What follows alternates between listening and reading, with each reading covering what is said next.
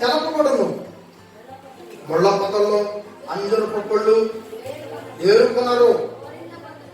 మా గోరింద పొదలలో ద్రాక్ష పండ్లు పోయరు. చూడండి 45 ముండ్ల పొదల్లో ద్రాక్ష పండ్లు పోయరు, అంజూరపు పండ్లు వేరుకొనరు. ముండ్ల పొదల్లో అంజూరపు పండ్లు ఏరుకొనరు. ఆ కోరింద పొదల్లో ద్రాక్ష పండ్లు పోయరు. సజ్జనుడు 45 సజ్జనుడు తన హృదయమును మంచి ధననిధిలో నుండి సద్విషయములను బయటకు తెచ్చును. దుర్జనుడు చెడ్డ ధననిధిలో నుండి దుర్విషయములను బయటికి తెచ్చును. హృదయము నిండిన దాన్ని బట్టి ఒకని నోరు మాట్లాడును. ఏదట? హృదయం నిండిన దాన్ని బట్టి ఒకళ్ళ నోరు మాట్లాడును. చూడు, డివైడ్ చేస్తున్నాడు. యేసు ప్రభు ప్రసంగంలో డివైడింగ్ కనపడతా ఉంది. యేసు ప్రభు ప్రసంగంలో ఒక అద్భుతమైన మార్పులు కనపడతా ఉంది.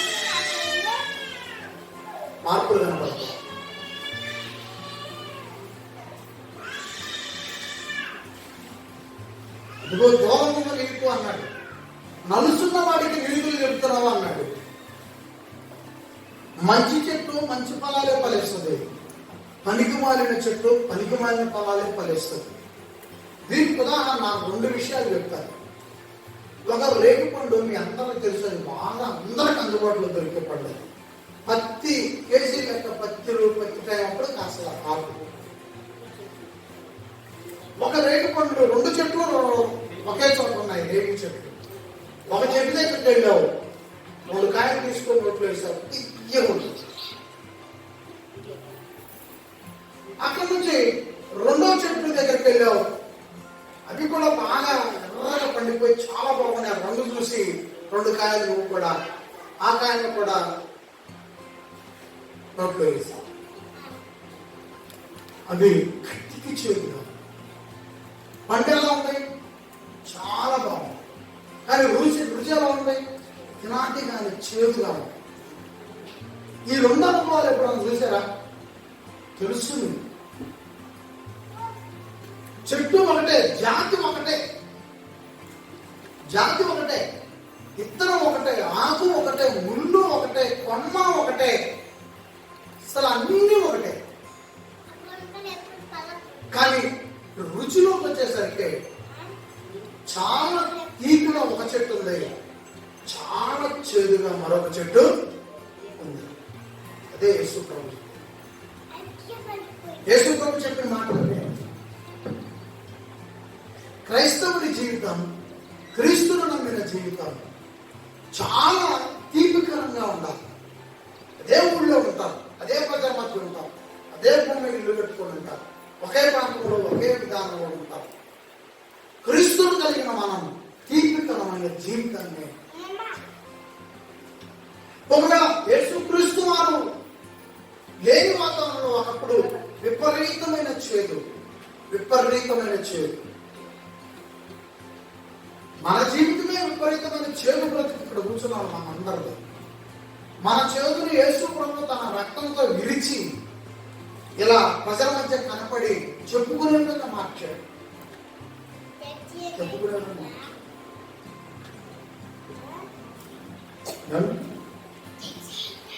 కనుక మనము మంచి ఫలాలు ఉండే విధంగా ఉండాలి. నెక్స్ట్ మళ్ళీ 2వ మాట చెప్తున్నాడు ఆయన. 3వ మాట చెప్తున్నాడు. 3వది ఏంటంటే, ముండ్ల పొలంలో అంజూరపు కాయలు దొరుకుతాయా? దొరకవు అని చెప్తున్నాడు. ముండ్ల పొదల్లో అంజూరపు పండ్లు ఏరుకొనరు, కొరింద పొదల్లో ద్రాక్ష పండ్లు కొయ్యరు. ఏమండి, ఏ చెట్టుకాయ ఆ చెట్టుకే దొరుకుతుంది. ఏ చెట్టుకాయ ఆ చెట్టుకే దొరుకుతుంది. ఏ చెట్టుకాయ ఆ చెట్టుకే దొరుకుతుంది.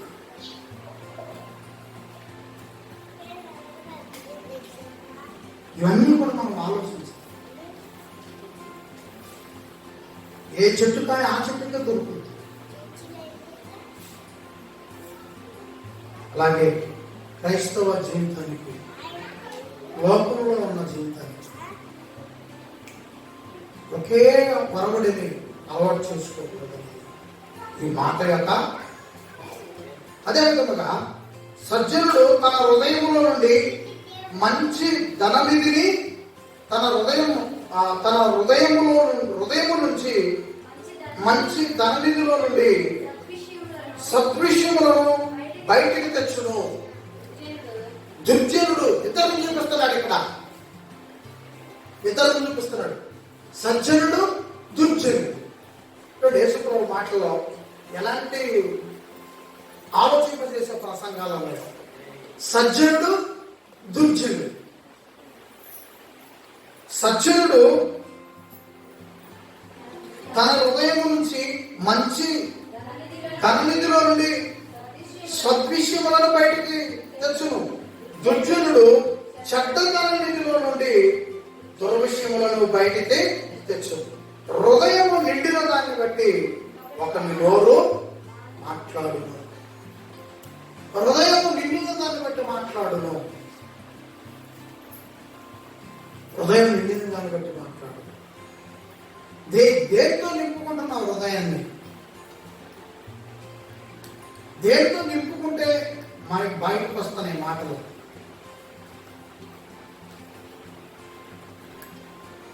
దేంతో నింపుతున్నావు నీవు నీ కొడుకుని?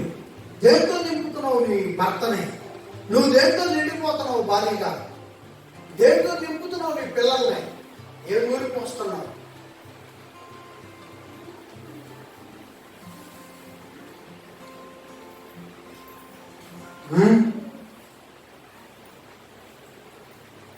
మనం ఏదైతే అధికంగా సపోర్ట్ చేస్తామో దానిలో మునిగిపోతారు పెద్దోళ్ళు కానీ పిల్లలు కానీ ఎవరైనా సరే. అందుకని ఈ హృదయంలో దేనికి నువ్వు ముఖ్యమైన ప్రాధాన్యత కల్పిస్తావో దాన్ని ఆసరా చేసుకుంటాడు ప్రజలు. సమాజం అన్నాక అనేకమైన చికాకులతో కూడి ఉంటుంది. సమాజం అన్నాక అనేకమైనటువంటి వాతావరణంతో కలిసి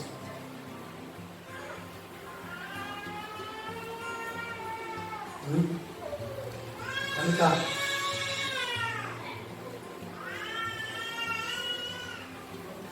యేసు ప్రభు చెప్పినట్లుగా మన హృదయం మంచి విషయాలతో నిండి ఉంటే చాలా బాగుంటుంది అనేది బైబిల్ సెలవిస్తుంది. ఏమండి?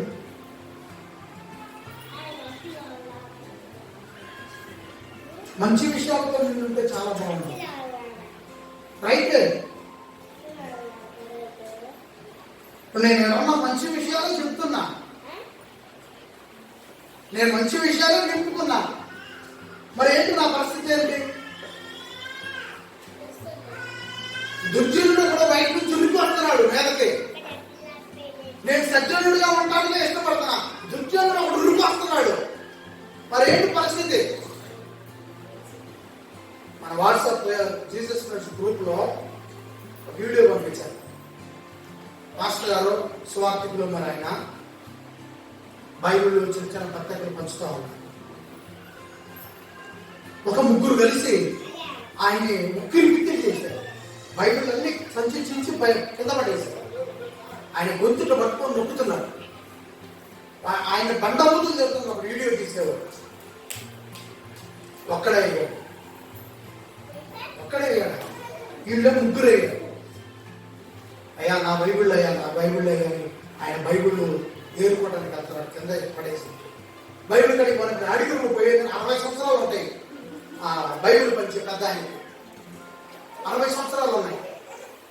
60 సంవత్సరాలు ఆయన మరొక 60 సంవత్సరాలు పొత్తి కొట్టుకున్నాడు. పొద్దు కొట్టుకున్నాడు, చొక్కా చింపేశాడు.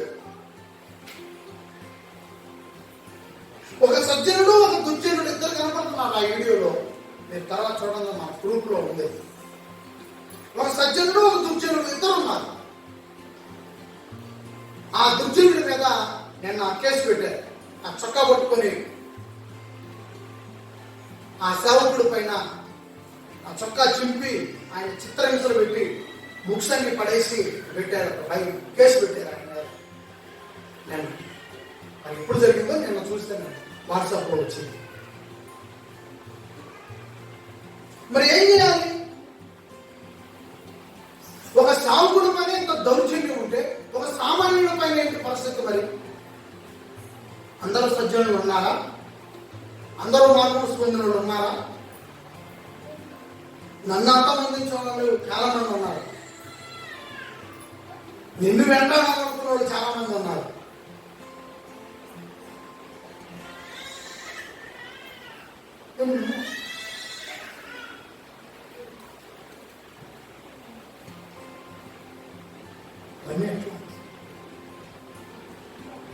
బైబిల్ యేసు ప్రభు చెబుతుంది అదే.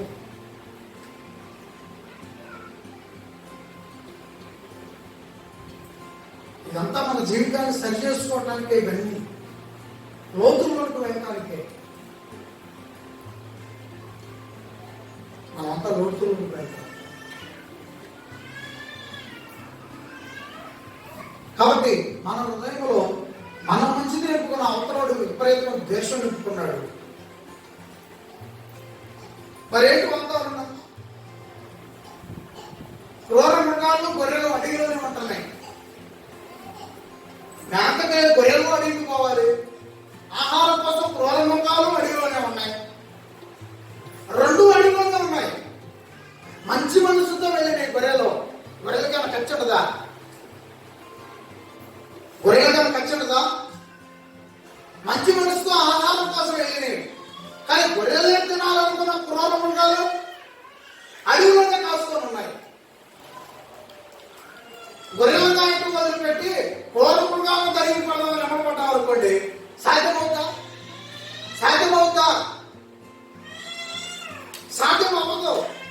కాబట్టి క్రూర మృగాల నుంచి, అడవిలోనే నివసిస్తున్న క్రూర మృగాల నోటికి మన గొర్రెలు చిక్కకుండా కాసుకోవలసిన బాధ్యత సజ్జనుడిది. కుటుంబంలో ఉన్నటువంటి సజ్జనుడిది. యేసుక్రీస్తు నమ్మినవాడు సజ్జనుడిగా మారాలి, కాసుకునేవాడిగా మారాలి, కాపాడుకునేవాడిగా మారాలి. ఆడపుత్రుడు కానీ మగవాడు కానీ ఎవరైనా సరే తల్లిగా కాచుకునేదిగా ఉండాలి, తండ్రిగా కాచుకునేవాడిగా ఉండాలి. రెండు ఒకే చోట ఉంటున్నాయి సమాజంలోనే. గొర్రె స్వభావం, తొడేలు స్వభావం రెండు ఒకే సమాజంలో ఉండాల్సిన పరిస్థితి వచ్చింది. ఒకే చోట ఇల్లు కట్టుకోవాలి, ఒకే చోట నివసించాలి. వేరైపోయి ఎక్కడా ఉండలేము. వేరైపోయి ఎక్కడా ఉండలేము. నేను తొడేలే ఎండపడతా, అవి కొండలు అవతలకి ఎండపోయేలా కొట్టొస్తుంది. మరి గొర్రెలు ఏమవుతాయి? తొడేలు అనేకమా ఒకటా? క్రూరము ఒకటా అనేకమా? ఒకటో రెండో ఉంటాయి. గొర్రెలు ఎన్ని ఉంటాయి? ఈ 30 40 ఉంటాయి. నువ్వు ఒక తొడేల కోసం ఎండపాలు అడిగెక్కితే మిగతా 50 మాట్లాడే 50 కావాలి. తొడేలు ఖరీదు కలవా? గొర్రెల తొడేలు ఖరీదు కలవా? మాట్లాడమ్మా. తొడేలు ఖరీదు కలవా? గొర్రెలకు ఖరీదు కలవా? నా తొడేలు సంగతి నేను చూస్తానని కొండెక్కి వరకు తిరిగి వచ్చేళ్ళకి ఎంత నష్టం జరుగుతుందంటే అంత నష్టం జరుగుతుంది. సజ్జనుడు అనే ఆలోచనతో మనం గొర్రెలను కాపాడుకోవాలి, నీ కుటుంబాన్ని కాపాడుకోవాలి. సజ్జనుడు అనే ఆలోచన యేసు ప్రభు నేర్పేది. కాపాడుకునే ఆలోచన నేర్పుతాడు ఆయన. టెక్నాలజీ నేర్పుతాడు, తెలివితేటలు నేర్పుతాడు, జ్ఞానం ఇస్తాడు. జ్ఞానం ఇస్తాడు.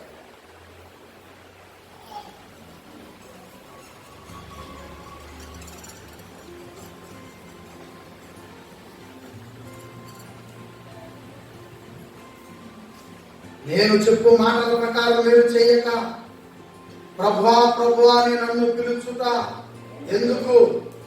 నా వద్దకు వచ్చి నా మాటలు విని వాడి చొప్పున చేయు ప్రతివాడును ఎవరి పోలి ఉండును మీకు తెలియజేదును.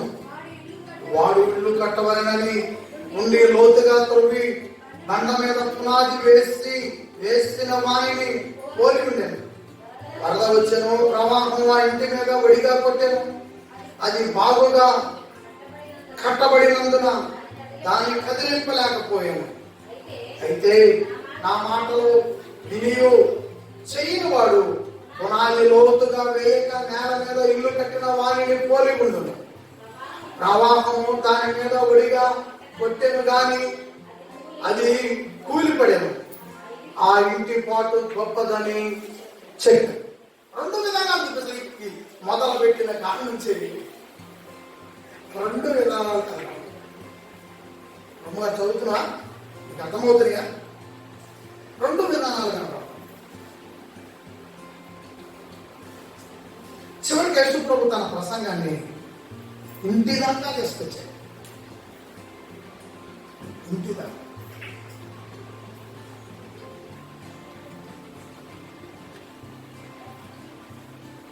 ఇంటి దాకా తీసుకొచ్చాడు. కాబట్టి ప్రేమ పునాది తీసి ఇల్లు కడితే బాగుంటుందని ప్రభు చెప్తుంది. పునాది తీయకుండా మనము కట్టామనుకోండి, ఏదో ఒక రోజు వరదలకే పడిపోద్ది అని. కాబట్టి మన భక్తి జీవితం గురించి ఇవన్నీ మనము క్రైస్తవ జీవితంలో కొంచెం ఎదగటానికి కోసమే చెప్పే విషయం. కాబట్టి ఆలోచించి అర్థం చేసుకొని కొంచెం ఒకే చోట ఉంటున్నాం మనం. ఎవరైనా సరే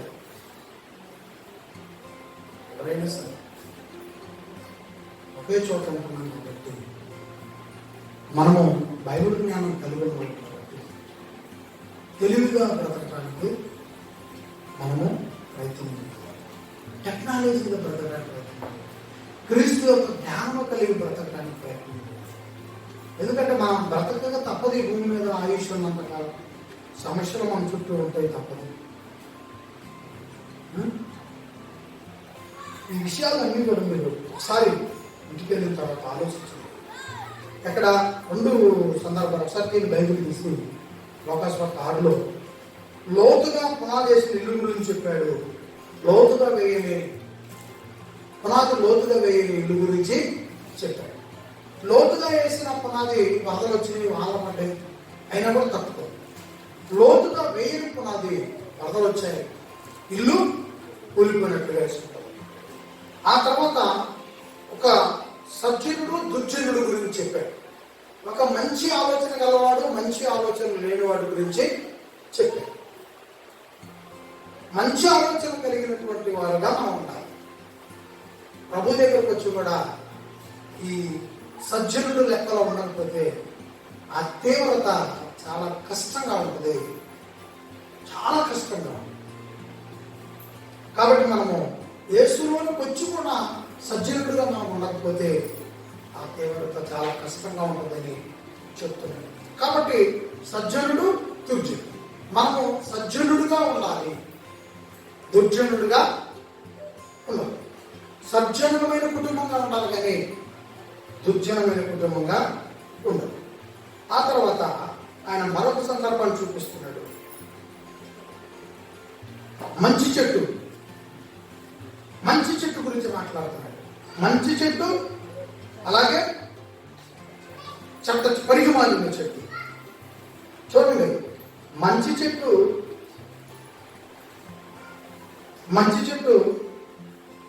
పరిగమాలిన చెట్టు. చెట్టు విషయంలో కూడా 2 చూపించాడు. మంచి చెట్టు చూపించాడు, పరిగమాలిన చెట్టు చూపించాడు. ఆ తర్వాత కంటిలో దూలం గురించి చెప్పాడు, నలుసు గురించి చెప్పాడు, దూలం గురించి చెప్పాడు. దూలం ఉన్నవాడు, కంటిలో దూలం ఉన్నవాడు నలుసున్న వాడికి నీతులు చెప్తున్నాడు. అప్పుడు ముందు నీ దూలాన్ని తీసుకో, తర్వాత చూద్దాం అని యేసు ప్రభు మాట్లాడుతున్నట్లు మనం చూస్తాం. ఆ తర్వాత గుడ్డివాడు మరో గుడ్డివాడికి దారి చూడండి. గుడ్డివాడి గురించి చెప్పాడు. గుడ్డివాడికి దారి చూపడం, వాళ్ళిద్దరూ గుంట్లో పడతాడు అన్నాడు. ఆ తర్వాత ఏ కొలతతో కొలుస్తావో అదే కొలతతో తిరిగి మళ్ళీ నీకు కొలవబడుతుంది. చూడండి, ఈ ప్రసంగం ప్రారంభమైన దగ్గర నుంచి కూడా ఎన్ని విషయాలు ఆలోచింపజేసే విషయాలంటే ఎన్నో విషయాలు.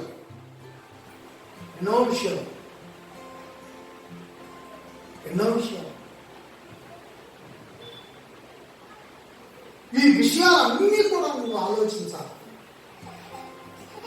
అండి. ఏ కొలతో కొలుతావో ఆ కొలత నీకు కొడవబడుతుంది. గుడ్డివాడికి తర్వాత ఒప్పలేడు. ఆ తర్వాత నీ కంట్లో దూరం ఉన్న ఎదుటివాడి మనసుని నువ్వు చూస్తున్నావు. నెక్స్ట్, మంచి చెట్టు మంచి ఫలాలు ఫలిస్తుంది, పనికిమాలిన చెట్టు పనికిమాలిన ఫలాలు ఫలిస్తుంది. తర్వాత సజ్జనుడు దుర్జనుడు.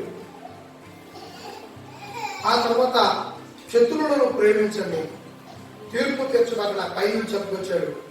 ఆ తర్వాత పండు గురించి చెప్పాడు, పళ్ళ గురించి చెప్పాడు. పళ్ళు గురించి చెప్తూ ద్రాక్ష పళ్ళు గురించి చెప్పాడు, అంజూరపు పళ్ళు గురించి చెప్పాడు. ఏ పొదలో ఏది దొరుకుతుందో అదే చెప్తున్నాడు. రాముగా వేరే పొదలో ఇంకొక కాయ దొరకాలంటే దొరకదు. ఏ చెట్టు ఫలం ఆ చెట్టుకే దొరుకుతుందని చెప్పుకుంటూ వచ్చాడు. ఏమండి, ఆ తర్వాత ప్రభు అని నన్ను పిలుచుట ఎందుకు, నా వద్దకు వచ్చి నా మాటలు వినాలి, వాటి ప్రకారంగా బ్రతకాలని ఇల్లు గురించి చెప్పుకుంటూ వచ్చాడు. ఈ విషయాలన్నీ కూడా ఎంత ఆలోచింపజేసే విషయాలంటే చాలా ఆలోచింపజేస్తున్నాయి. వెలిటికిన తర్వాత ధ్యానం చేయండి, ఆలోచించండి, లోతుగా అర్థం చేసుకోండి. అంటే ఈ విషయాలపైన మరలా మీరు ఇటుకలు కూడా చదువుకోవాలని నేను అందరం తెలియజేస్తున్నాను. ప్రభువు ఈ మాటల గురించి ఆలోచించే శక్తి, ఆత్మ సహాయం మనకి మన తండ్రి ఇచ్చును. ఆమె యేసు ప్రభు యొక్క శక్తి కావాలి. ఈ మాటలు ఆలోచించాలి, అర్థం చేసుకోవాలంటే పరిశుద్ధాత్మ దేవుని యొక్క శక్తి కావాలి. వారిద్దరికి సహాయం మనకి ఇచ్చింది. మనం ఆత్మీయులుగా, సజ్జనులుగా, మంచి పునాది వేసుకున్న వారిగా మనము మంచి చెట్టు అనే మంచి ఫలాలు ఫలించే చెట్టుగా ఉండాలి. అండ్ ప్రభు సహాయం చేయాలి. ఆమె అందరికీ చిన్న ప్రార్థన ప్రేమ యేసు ప్రభు నామము యేసు క్రీస్తు యొక్క మంచితనాన్ని కలిగించి యేసు ప్రభు యొక్క మాదిరిని మాకు కృతజ్ఞతాస్తుతులు చెల్లిస్తున్నాం. ప్రభు యొక్క మార్గంలో వెళుతున్న మేము సజీవులుగా ఉంటానికి సహాయం చేయండి. మాలో ఏ నలుస్తున్నా అది మేము వాక్యంతో తెలుసుకొని ఆ నలుస్తుని ప్రార్థనతో తొలగించుకొని వాక్యంతో తొలగించుకునే మనసు మాకు విపరీతమైన తీర్పులు తీర్చకుండా మేము మంచి కొలత కలిగి మా బ్రతుకుంటానికి అవసరమైన చోట నేను నాతో పాటు సంఘమంతా ఉండే విధంగా కూడా సహాయం. ఇవ్వండి మీకు ఇవ్వబడును. ఈ ఇవ్వండి మీకు ఇవ్వబడును అంటే డబ్బులే కాదు, జీవితాన్ని ఇవ్వాలి. మేము ఎక్కడ నిలబడాలో అక్కడ మా జీవితం తీసుకుని వెళ్ళి పెట్టాలి. మా అవయవాలతో సహతం మేము అక్కడ నిలబడాలి. మేము మీ పనిలోకి వచ్చి నిలబడాలి. అలా ఒకరినొకరు మేము పాల్గొని అక్కడ పనులు జరిగించుకోవాలి. ఆ విధంగా తండ్రి అపవాదికి వాడి అధికారానికి లోబడుతున్న పరిస్థితులు, లోపల పరిస్థితులు, ఆ పరిస్థితుల నుంచి జయం పొందే విధంగా ప్రబోధించమని మనం వేడుకుంటున్నాం. ఇక్కడ ఉన్న ఎవరైనా సరే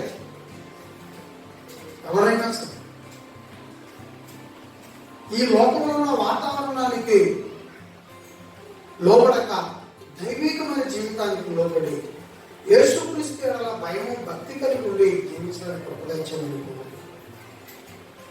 మహిమ, ఘనత, ప్రభావములు మీరు చెల్లిస్తాం. తండ్రి యేసుక్రీస్తు యొక్క వాక్కులు మేము విన్నాం. తండ్రి మీ ప్రియకుమారుడు చెప్పిన ప్రతి మాటలో కూడా యేసుక్రీస్తు యొక్క శక్తియు ఆయన కృపయు మాకు కావాలి. మీరు ఎదగటానికి మాకు క్రీస్తు జ్ఞానంలో మమ్మల్ని ఆశీర్వదించాలి. ఆశీర్వదించాలి. ఆత్మ యొక్క పరిశుద్ధాత్మ యొక్క ఆదరణ, ఆయన సహాయము, ఆయన పరిరక్షణలో మమ్మల్ని ఉంచితే మేము ఈ లేఖనాల యందు మేము వర్ధిల్లుతాం తండ్రి. ఆ విధంగా మమ్మల్ని కాపాడమని తండ్రి, మీరు కాపాడుకోకపోతే మేము ఈ లోకంలో కాకులకి గద్దల పాలైపోతాం, ఈ స్వార్థపరుల పాలైపోతాం, ఈ రాజకీయ వేత్తల యొక్క ఉద్దేశాలలోకి మేము మునిగిపోతాం. ఇవాళ ఒకళ్ళైతే రేపు ఇంకొకళ్ళు అవుతారు. వాళ్ళ లబ్ధి కోసం, వాళ్ళ సంపాదన కోసం, ఏ గొడవలకి ఎప్పుడు ఏమైపోతాం ఆలోచన కోసం కొన్ని కారణాలకు లోబడిపోయే పరిస్థితులు మాకు కనపడతారు. కాబట్టి ఏ గొడవలు లేకుండా బ్రతకాలి సమాజం. దుర్జనులుగా కాకుండా సజ్జనులుగా మారాలి ప్రజలు. అందరూ బాగుండాలి. ఈ లోకంలో ఉన్న పరిస్థితులకు సరైన సమయాన్ని ఇచ్చి సమాధానం పెట్టమని అందరికీ సమాధాన పరచమని కోరుకుంటూ తండ్రి, సంఘంలో మేము ఐక్యంగా ఉండమని మీ వాక్యం లోబడటం మేము నేర్చుకోవాలి. చెప్తున్నాం, ప్రసంగిస్తున్నాం, ఎన్నో బాధలు పడుతున్నాం, మా వంతుగా బోధిస్తున్నాం. కాబట్టి ఇక్కడున్న వాతావరణాలకి, ఈ బిడ్డలు ఉన్న పరిస్థితులు 10 మందిలో మేము పలసనైపోతున్నాం. కాబట్టి మేము 10 మందిని క్రీస్తు వద్దకు తీసుకొచ్చే మార్గాన్ని చూడాలి. ఆ విధమైన దైవశక్తి మాకు అనుగ్రహించండి. యేసు ప్రభు నామములో ప్రార్థనలు వేడుకొంచున్నాను. ఆమేన్. అందరికీ